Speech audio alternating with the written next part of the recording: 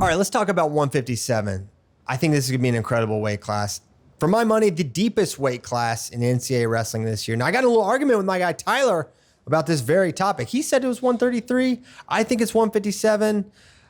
I'm probably right. That's what mentorship and leadership looks like. But you should weigh in. Do you think this is the deepest weight class in NCAA wrestling? Because I do. I think at the end of this video, you might agree with me.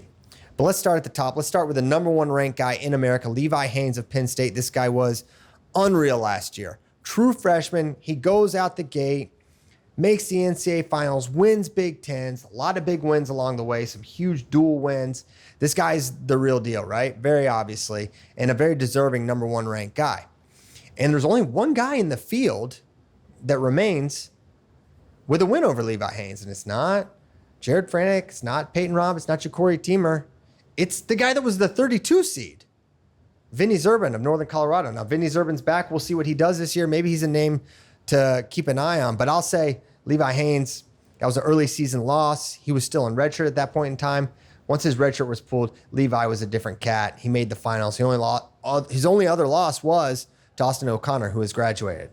So he's a pretty clear number one ranked guy and a clear, in many people's eyes, favorite. Of course, if you watch my video about Meyer Shapiro, you know I maybe subtly disagree there. And we'll get to Meyer in a bit. Let's get to the rest of the field first.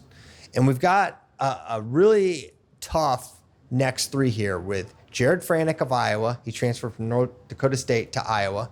You've got Peyton Robb of Nebraska, who, man, last year, right after NCAAs, it comes out, Peyton Robb suffered a really serious infection and, almost lost a leg. And he was, his future was super uncertain. But now he's back on the mats. He's training. There's all these great, tweets and posts about him training with James Green, who's back at Nebraska. So, wrestling aside, that's just great to see. And it's really exciting that we're going to see Peyton Robb probably back on the mats this year. Incredible. But you got Jared Franck, Peyton Robb, and Ja'Cory Teamer. Those three are the next three guys ranked. And you've got what Spay calls a ranker's delight, where Franck has beaten Robb, Robb has beaten Teamer, and Teamer has beaten Franck. None of them have, there's no back and forth. It's that's just kind of the pecking order. So any order you decide with those guys, there's really not a wrong one. You could put Ja'Cory ahead of Franck, ahead of Robb, or you could do it the way Kozak and JD determined with Franck, Robb, and Teamer back to back to back. But the bottom line is Peyton Robb was the number one ranked guy a lot of last year. He looked like the guy to beat until Big Tens. He lost to Levi, and then at NCAAs he suffered a couple losses, which you could say, yeah, he came back down to earth a little bit there. Or he was also suffering this horrible infection that almost cost him his leg during the NCAA tournament. So I don't know, but that's a sort of tough to decipher. I tend to err on the side that he was not feeling great and just gutting it out with an injury or illness or however we would want to define that. Ja'Cory Teamer is a huge question because he got injured last year, has been off the mat, wasn't competing at all. We haven't seen him in a really, really long time. We know when Ja'Cory Teamer's on, he can go with anyone. He can pin anyone. He gave Ryan Deacon a really tough match at NCAAs. He's beaten Jared Franck, who's, I believe, our second-ranked guy right now. So he's someone you can't count out. But what I think separates this weight class is this next group, which I consider to be incredibly high quality and very dangerous group of wrestlers. You've got Ed Scott of NC State, All-American. He's beaten a lot of really good guys through the years, including the next guy I'm going to say, one of the most high-flying wrestlers in all of college wrestling, Bryce Andonian. Now, Bryce Andonian, he's got his share of wins over Ed Scott, but the last laugh belonged to Ed. He got the pinfall at NCAAs.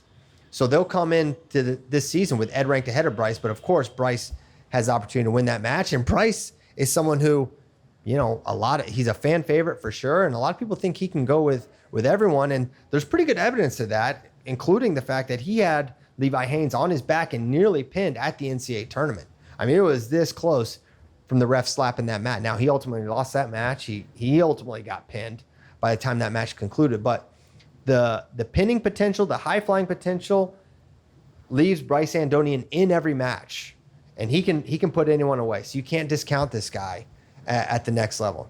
You got a mainstay at 157, Will Luan. He's going to be in a match with everyone because no one can score points on this guy.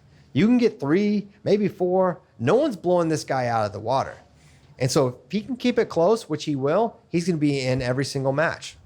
He got Michael Blockus is back. He was retired. That's kind of a theme here in NCAA wrestling this year. Guys are retiring, then they come back. Austin Gomez, Michael Blockus. Blockus is back. So he'll be wrestling this year for Minnesota. You've got Cardenas from Stanford, who had a great true freshman year, was the 6th seed as a freshman. Very, very impressive. So that nucleus is really, really strong. Second kind of tier of guys that I could see punching through and knocking off some of those tier 1 guys. But the next thing I'm going to talk about, you already know about Meyer Shapiro. I already did a 10-minute video about him. And the cliff notes there, cadet world champ, junior world champ, 15-0 in NCAA Opens last year. His style's insane. He can do it all. He's really good at folk style. He goes to Cornell. He's going to be their starting 57-pounder.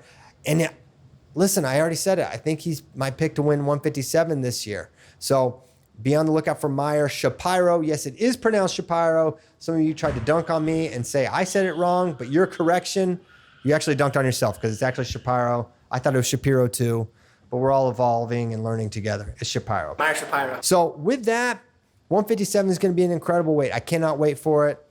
There's some dark horses there, but I think I just want to keep it focused on the main nucleus of contenders because there's a lot of really, really good guys there. So let me know. Do you think this is the deepest weight in NCAA this year? I do.